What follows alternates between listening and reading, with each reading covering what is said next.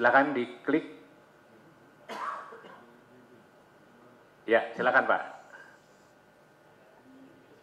Baik, terima kasih Pak.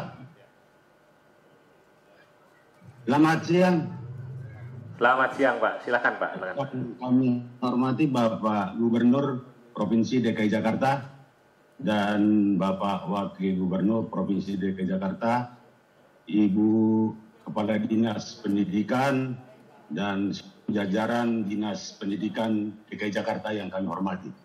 Yang pertama-tama kita bersyukur kita sampai saat ini kita dalam keadaan sehat walaupun situasi pandemi COVID-19, tapi kita tetap bersyukur walaupun kita masih tetap di rumah dan semua kegiatan masih dalam keterbatasan.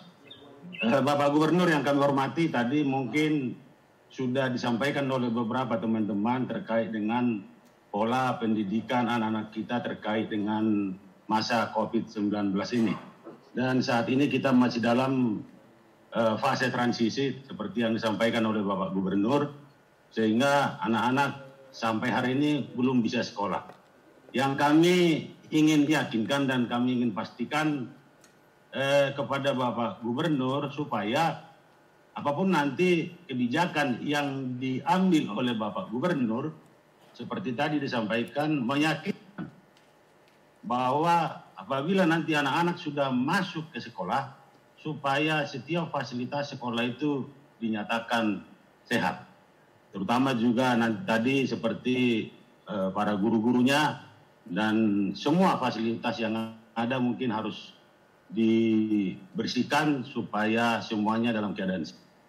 Dan yang kedua yang perlu kami juga sampaikan, di masa-masa libur seperti sekarang ini, karena barangkali juga petugas-petugas sekolah sampai hari ini mungkin mereka ada keterbatasan untuk membersihkan sekolah. Sehingga dalam kurun waktu yang libur panjang ini perlu perhatian semua pihak, apakah itu sekolah dan pemerintah, supaya terus melakukan pengawasan di sekolah. Jadi terus dibersihkan supaya ruang sekolah itu tidak jadi nanti barangkali jadi sarang ular barangkali. Kita khawatirkan hal-hal seperti itu terjadi, sehingga begitu nanti anak-anak bisa masuk, semuanya sudah keadaan siap masuk di dalamnya, airnya harus tetap mengalir, listriknya dan lain sebagainya. Barangkali itu yang menjadi harapan kita, dan sekali lagi tadi yang menjadi harapan kita dari beberapa komite menanyakan apakah nanti tanggal 13 Juli ini. Tadi sudah ditanyakan ya Pak, mengenai kapan masuk dari Pak Agung ya nanti ya. Kalau ini mohon nanti kebijakannya segera disampaikan kepada supaya semua orang tua juga. Ya. Terima kasih Pak Saripar, Pak Jaitan atas terima kasih. Ya, terima kasih. Bapak Ibu, ada 3 penanya tadi dari Pak Agung Kareng, mungkin tadi menanyakan juga kapan masuk, kemudian beliau juga memperhatikan mengenai transportasi ya. Bagaimana anak-anak nanti. Kemudian dari Pak Arif Rahardi ini mohon dijembatani antara lulusan SMK dengan dunia usaha, dunia industri yang pada masa sebelum COVID itu bisa dilakukan tes masuk ke menjadi karyawan, tes yang dilakukan di sekolah. Kemudian dari Pak Saripar tadi mengenai fasilitas sekolah yang ada di sekolah, kemudian juga mengenai petugas-petugas kebersihan.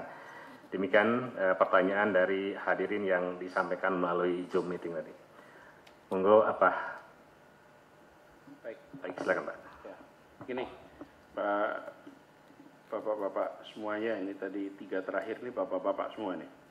Pak Agung, Pak Arif, dan Pak Tanipar. Tadi Pak Agung tanya soal kapan masuk sekolah. Saya juga nggak tahu Pak. Saya juga tidak punya jawabnya. Kapan masuk sekolah Pak? Tapi saya bisa jawab tahun ajaran mulai 13 Juli. Kapan kita masuk sekolah, kita mudah-mudahan wabah ini segera landai. Tapi tadi ada pertanyaan, yang pertanyaannya cukup straightforward. Bisakah pemerintah menjamin kalau masuk sekolah tidak tertular? Jadi Bapak Ibu sekalian, ini adalah salah satu hal yang paling sulit kita ukur sekarang ini. Mengelola risiko penularan. Karena penularan ini bisa terjadi terhadap siapa saja, di mana saja. Jadi Bapak Ibu sekalian, mungkin saya sampaikan di sini. Bapak Ibu, slide-nya boleh dinyalakan. Bapak Ibu pasang slide-nya ya, lihat ya Bapak Ibu ya, ini slide kita. Apa yang hendak saya sampaikan di sini Bapak Ibu? Tadi kan ada pertanyaan, apakah pemerintah bisa menjamin tidak ada penularan? Penularannya kita tidak bisa jamin Bapak Ibu. Tapi saya ingin sampaikan pada semua, bila sampai harus berhadapan dengan urusan COVID, maka insya Allah kalau berada di Jakarta akan bisa tertangani dengan baik. Jadi ini pesan untuk semuanya. Bapak Ibu boleh lihat di slide ini Bapak Ibu. Ini adalah indikator yang kemarin digunakan untuk pelonggaran pembatasan sosial. Ada 3 komponen utama. 1 adalah epidemiologi, 2 adalah kesehatan masyarakat, kesehatan publik, 3 adalah fasilitas kesehatan. Skornya 0 sampai 100. Dan kalau di atas 70 diberi warna hijau, artinya baik.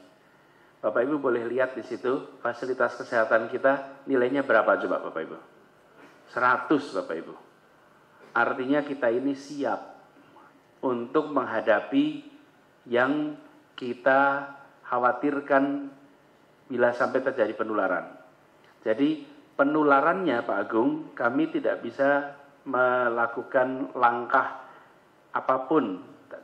Maksudnya begini, bisa terjadi penularan di mana saja gitu.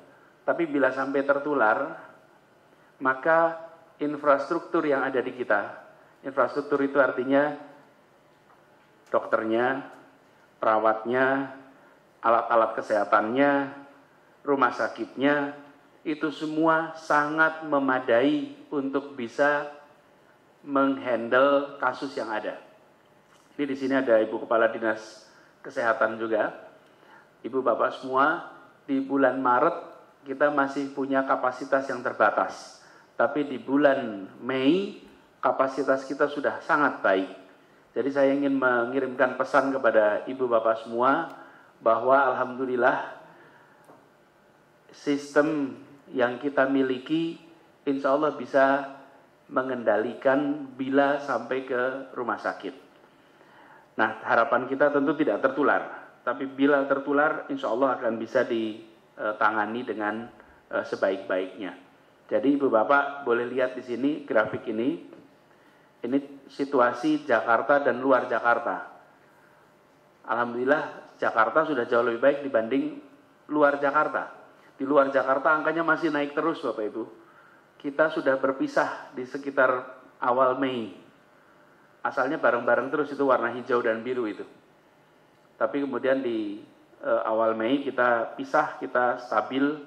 Dan lihat Bapak Ibu yang angka kematian di Jakarta sudah jauh lebih rendah daripada di luar Jakarta. Semula kita sempat sama Bapak Ibu. Tapi alhamdulillah kemudian bisa kita tangani dengan sebaik-baiknya. Jadi, nah kami tidak ingin yang masuk jadi pasien itu anak-anak. Dewasa pun kita tidak ingin, Bu, apalagi anak-anak. Karena itulah anak-anak kita harus berada dalam posisi yang aman. Jadi, Ibu Bapak sekalian yang saya hormati, tadi pertanyaan dari Pak Agung, apakah bisa menjamin tidak tertular? Sangat itu sesuatu yang di luar kendali kita semua, tetapi kita siapkan pertahanan terakhirnya. Nah, pertahanan pertamanya kurangi interaksi. Itu sebabnya nanti ke sekolah ketika sudah aman. Jadi Pak Agung, pertanyaan pertama tadi, kapan bisa mulai sekolah? Mudah-mudahan bisa segera, tapi itu hanya bisa kalau sudah aman. Kemudian ini tentang anak berkebutuhan khusus, mungkin Bu Kadis ya nanti bisa bantu terkait anak-anak kebutuhan khusus. Kemudian Pak Arif,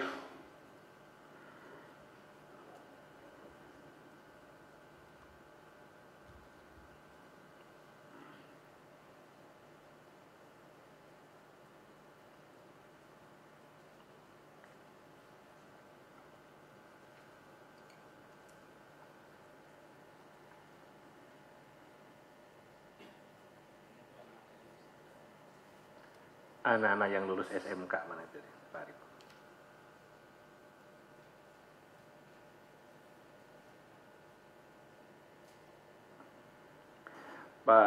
Pak Arif, ini Bapak Ibu semuanya, perlu kami sampaikan Bapak Ibu, mungkin pesan ini bukan untuk membuat kita pesimis, Pak Arif dan Bapak Ibu semuanya, tapi untuk kita berjaga-jaga Bapak Ibu. Yang terjadi selama 3 bulan kemarin itu adalah krisis kesehatan. Akibat krisis kesehatan terjadi krisis ekonomi. Dalam krisis ekonomi terjadi perlambatan kegiatan. Restoran tutup, pabrik mengurangi produksinya, kegiatan pelayanan mengurangi layanannya. Efeknya apa? Tenaga kerja banyak yang dirumahkan, bahkan sebagian diberhentikan. Jadi, kalau kita bicara supply sama demand tenaga kerja sekarang ini turun. Permintaan tenaga kerja itu sedang turun. SMK adalah supplier tenaga kerja. Melatih anak-anak kita, mendidik untuk masuk ke lapangan kerja. Tapi di masa permintaan atas tenaga kerja sedang turun. Jadi saya berharap ibu bapak di SMK bicara ini dengan siswa-siswa dan orang tua. Bukan untuk pesimis, tapi untuk ini ekonomi sedang turun, maka siapkan untuk aktivitas alternatif yang mandiri, yang mendukung usaha kecil di rumah, di sekitar rumah, karena lapangan kerjanya sedang turun. Hotel, occupancy rate-nya turun sekali. Kalau hotel occupancy rate-nya turun itu artinya pegawai yang ada saja sebagian dirumahkan. Jadi kalau lulusan tata boga misalnya mau masuk ke perhotelan, ini sedang masa sulit. Jadi saya ingin pada bapak-bapak, ibu, orang tua yang anaknya sekolah di SMK atau berencana untuk ke lapangan kerja sesudah lulus ini, bersiaplah untuk menahan diri sebentar. Mudah-mudahan ini akan segera bisa kembali lagi. Tapi insya Allah nanti banyak hikmahnya Bapak Ibu. Kalau bicara tentang masa sulit itu pas menjalaninya sakit gitu Bapak Ibu. Nanti diceritakannya enak Bapak Ibu. Tapi di kemudian hari. Kalau sekarang diceritakan masih pedih Bapak Ibu. Tapi nanti di kemudian hari ditengok lagi. Saya sampaikan ini seorang teman baik, teman kuliah 97-98 krisis, perusahaannya dipotong separuh, dia KO lah, keluar ikut dipotong. Keluar, habis itu menganggur, ada anak, cari pekerjaan sulit. Dan udah cari beasiswa, dapatlah beasiswa. Dan sekarang dapat beasiswa, pergi ke luar negeri, gara-gara di PHK. Sekarang dia menjadi salah satu ekspat orang Indonesia di Jerman yang cukup dihormati di sana. Dan dia selalu sekarang itu untung dulu di PHK. Gitu. Tapi pas di PHK-nya itu sakit Bapak Ibu. Nah itulah hikmah. Hikmah tidak pernah datang kemarin Bapak Ibu. Hikmah itu datangnya besok. Jadi Ibu Bapak semua yang saat ini anak-anaknya sedang SMK, mau lulus kok pas tidak ada lapangan kerja, bersabar. Insya Allah nanti masanya naik lagi. Lalu tadi ada Pak Tanipar, fasilitas untuk kesehatan dan lain-lain pasti akan diperhatikan Pak. Lalu perlu perhatian juga dalam libur panjang, jangan sampai sekolahnya jadi sarang ular gitu ya, insya Allah diperhatikan. Ini guru-gurunya juga selalu bolak-balik ke sekolah memastikan aman supaya sekolahnya bersih, sehat. Begitu ya Bapak Ibu sekalian.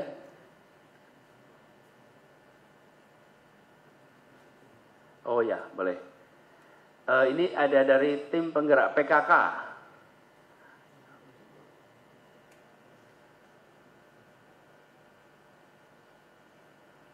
Ada penggerak PKK yang mau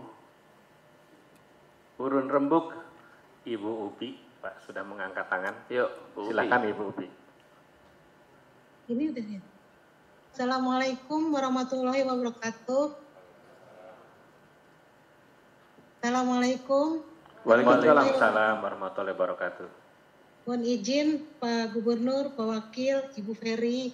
Saya lihat tadi ada Ibu Gubernur. Hanya usul Pak, kaitan dengan pertanyaan Pak Arif ya, dari SMK. Saya dari Koordinator Pokja 2 Jakarta Selatan, Ibu Upi Mahludin. Khusus dari SMK negeri kita Pak, saya rasa bisa bekerja sama dengan UKM yang ada di DKI. Maksud saya yang lulusan baru bisa bekerja sama dengan UKM daripada UKM kita mengambil tenaga dari dari luar daerah DKI, mendingan kita bekerja sama dengan sesama DKI.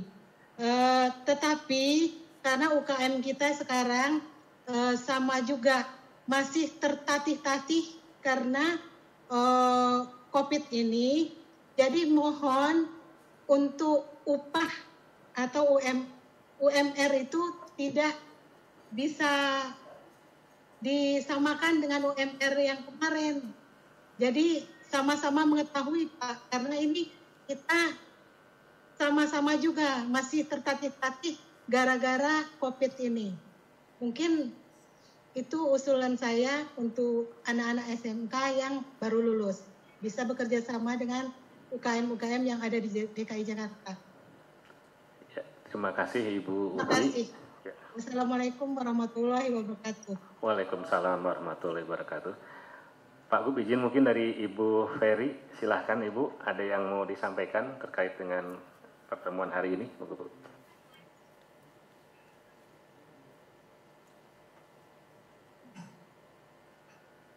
Terima kasih. Dari kami sebagai orang tua, mungkin lebih pada kesiapan orang tua dalam membimbing anak sebagai pendamping anak belajar di rumah. Kadang informasi yang didapat dari sekolah itu tidak lengkap dan membuat orang tua tidak tahu apa target dari sekolah untuk anak-anak kita, kemudian materi apa saja yang diberikan. Nah, kalau orang tua tahu semua semacam silabus, mungkin akan lebih terkontrol. Selain itu juga mungkin ini dari komunitas parenting, banyak sekali orang tua yang merasa kesulitan untuk menjadi guru di rumah. Bagaimana supaya mereka juga bisa disiapkan untuk bisa mendampingi anak-anaknya di rumah. Bagaimana mengatur jadwal supaya tidak bertumpuk semuanya di rumah. Kalau dulu mungkin ada work home balance, ada keseimbangan antara kerja dan rumah, kerja di luar rumah, kemudian di rumah urusan rumah. Kalau sekarang mungkin bagaimana supaya ada irama kerja yang harmonis antara urusan rumah, urusan anak, urusan sekolah. Jadi mungkin antara orang tua dengan sekolah itu yang lebih banyak intensif berkomunikasi. Mereka punya pola belajarnya sendiri-sendiri setiap sekolah. Orang tua dikumpulkan untuk sama-sama mengatur jadwal dan bagaimana aspirasi dari orang tua di sekolah. Mungkin lebih spesifik seperti juga tadi yang disampaikan oleh Rangkul tadi di salah satu aspirasi dari Rangkul.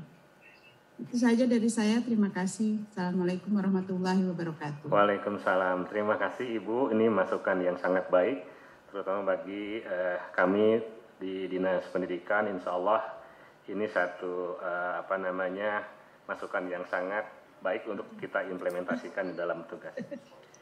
Ibu Kadis ada tambahan? Baik, Baik, terima kasih Ibu-Ibu Ini, dan Bapak. Sebelum diakhiri, mau diakhiri Pak? Apa ada summary gitu? Mau summary Pak? Boleh? Ya, ya. Bapak summary dulu, nanti saya tambahin di ujung aja. Oh ya, baik. Terima kasih. Ibu-Ibu dan Bapak-Bapak serta hadirin, terima kasih atas pertemuan, atas diskusi yang sangat baik dan produktif ini. Izin saya menyampaikan beberapa hal yang sangat urgent dari pertemuan ini. Pertama, dari Ibu Kepala Dinas Pendidikan tadi menyampaikan insya Allah apabila nanti pembelajaran jarak jauh terus berlangsung, ini akan dilakukan peningkatan-peningkatan sesuai dengan saran-saran dari ibu-ibu dan bapak-bapak, terutama tadi saran dari Ibu Gubernur di akhir Zoom-nya tadi. Kemudian dari Pak Wagub tadi menyampaikan bahwa hasil didik kita ini memang sangat terpengaruh oleh guru, orang tua, kemudian sekolah dan pembelajaran. Pak Gubernur, banyak hal yang disampaikan oleh Pak Gubernur. Pertama, kita harus mendorong komunikasi antara pendidik dengan orang tua. Kemudian Bapak dan Ibu dari masyarakat dan dari kita semua dapat menyampaikan usul secara tertulis, sampaikan masalahnya dan solusinya apa. Bapak dan Ibu, pada saat pandemi ini kelihatannya semua mengalami kesulitan. Untuk itu Pak Gubernur tadi menyampaikan, mari kita jangan hanya memikirkan diri sendiri, bahwa kita membagikan hal yang lebih luas untuk kepentingan anak-anak didik kita. Di masa transisi ini, tadi Pak Gubernur menyampaikan ada 4 hal yang harus tetap kita pedomani. Pertama, kita harus sehat, dan kalau tidak sehat jangan keluar rumah, selalu menggunakan masker, kemudian jaga jarak aman dan kapasitas dari suatu tempat atau ruangan maksimal 50%. Mengenai kelulusan SMK, tadi Pak Gubernur menyampaikan mohon sementara ini kondisinya seperti ini untuk menahan diri.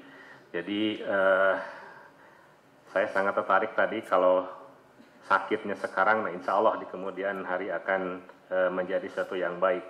Dan apabila sakitnya rame-rame, insya Allah tidak akan terasa sakit. Demikian Pak Gubernur, mohon maaf kalau mungkin selama menjadi moderator saya ada hal yang tidak berkenan di hati Bapak dan Ibu. Selanjutnya acara saya serahkan kepada pembawa acara. Ya, boleh. Saya ambil dulu Pak, sebentar. Jadi Bapak Ibu sekalian, para peserta video conference yang saya hormati, sebelum diakhiri ini semua, saya Pak Wagub ingin menyampaikan terima kasih kepada Ibu Bapak semua yang sudah bersedia mewakili orang tua di Jakarta, menyampaikan aspirasi. Tentu tidak semua dapat kesempatan karena kita tahu ada keterbatasan waktu dan lain-lain. Tapi bila Bapak Ibu masih punya catatan, tolong diberikan tertulis, lalu sampaikan ya Bu Kadis untuk diteruskan dan kita akan manfaatkan. Lalu yang kedua, Bapak Ibu semuanya, saya ingin garis bawahi, pendidikanlah yang membuat kami-kami ini duduk di tempat kita berada sekarang. Siapa duduk di mana ditentukan dulu dididik apa. Jakarta adalah kota yang membukakan kesempatan pada begitu banyak orang. Barangkali bagi sebagian besar dari kita belum tentu asli tumbuh besar di kota ini. Sebagian dari kota adalah datang dari luar.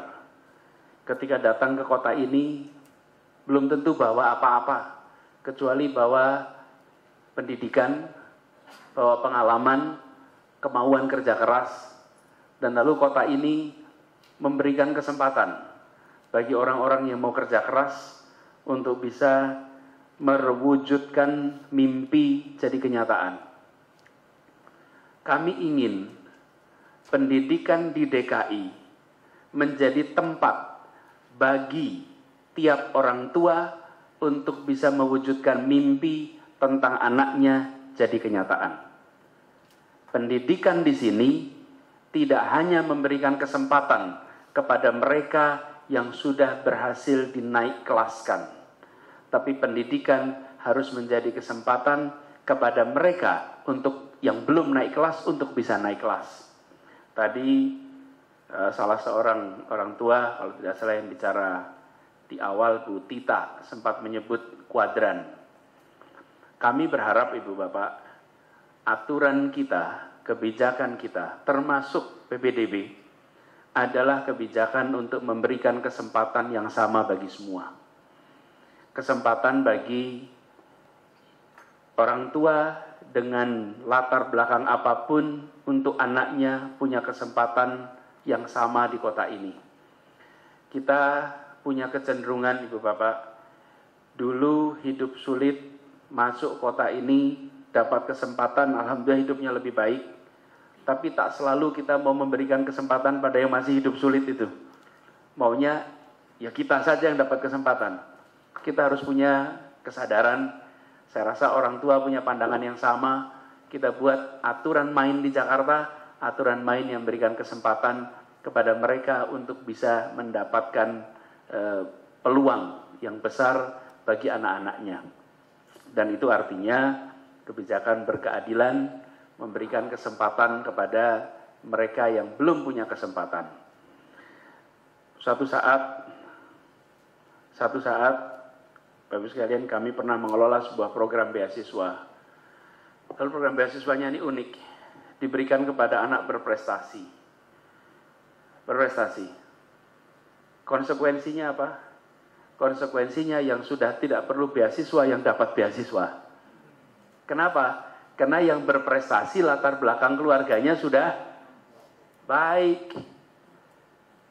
Yang berprestasi itu yang punya kesempatan untuk punya, bisa ada bimbingan, ada waktu untuk belajar, ada tempat untuk belajar. Jadi kemudian digeser, beasiswa itu diberikan pada anak yang rankingnya 10-20 atau rankingnya 15-25 di kelas. Kenapa? Ya karena tujuannya adalah untuk menaikkan mereka supaya makin berprestasi. Nah, ini contoh Bapak Ibu sekalian, tidak selamanya tata cara kita bekerja selama ini itu tata cara yang memberikan kesempatan yang adil. Kebiasaan kita belum tentu kebiasaan yang membukakan kesempatan kepada mereka yang perlu dibuka kesempatan. Jadi saya ingin sampaikan ini sedikit. Itu saja Bapak Ibu. Lalu terakhir saya mau cerita, boleh ya? Ini cerita aja. Ini kan tadi ngomong soal sekolah dan lain-lain. Kira-kira tahun 2010 Bapak Ibu, saya hadir sebuah konferensi. Di sebuah konferensi itu ada yang hadir misalnya itu adalah para pimpinan-pimpinan perusahaan terbesar di Asia Pasifik. Yang berkumpul kira-kira hanya 200 orang. Pertemuannya di sebuah pulau yang sangat terbatas. Jadi yang kumpul ini pemimpin-pemimpin gitu kira-kira. Saya dapat undangan untuk menceritakan soal Indonesia. Jadi bukan saya sebagai yang diundang, saya bercerita tentang Indonesia. Karena pemimpin-pemimpin Asia Pasifik itu, pemimpin dunia usaha pada ingin tahu Indonesia ke depan. Tugas saya di sana bicara, cuman karena lokasinya di pulau, jadi saya 3 hari acara ya 3 hari di pulau itu. Jadi saya belanja dari sesi ke sesi. Karena para pimpinan-pimpinan perusahaan ini ya sudah di sana 3 hari ya 3 hari di sana. Ini kalau di dunia biasa disebut sebagai World Economic Forum. Tapi ini untuk Asia Pasifik. Lalu ada satu sesi judulnya leadership, kepemimpinan. Lah ini semuanya adalah pimpinan perusahaan besar-besar, kok ada sesi leadership. Saya berilustrasi Bu, pemimpin besar itu, perusahaan-perusahaan besar, kami naik perahu dari perjalanan itu. Di dalam perahu itu sebelah saya adalah seorang dari India, pimpinan salah satu pimpinan dengan keluarganya. Kemudian dia memperkenalkan tukar kartu nama, lalu namanya itu ternyata dia CEO-nya Tata. Tata itu salah satu raksasa dunia. Okay? Ya, saya mau gambarkan yang datang ke situ adalah top leaders. Lalu ada sesi leadership. Padahal ini semuanya adalah top leaders. Jadi saya masuklah sesi itu. Ketika masuk, kira-kira 30-an orang di situ, ada satu orang pembicara. Pembicaranya itu usianya 80 lebih. Si pembicara ini. Lalu dia menceritakan begini. Ini soal leadership, Anda semua pemimpin, saya juga pemimpin. Apa yang mau saya ceritakan?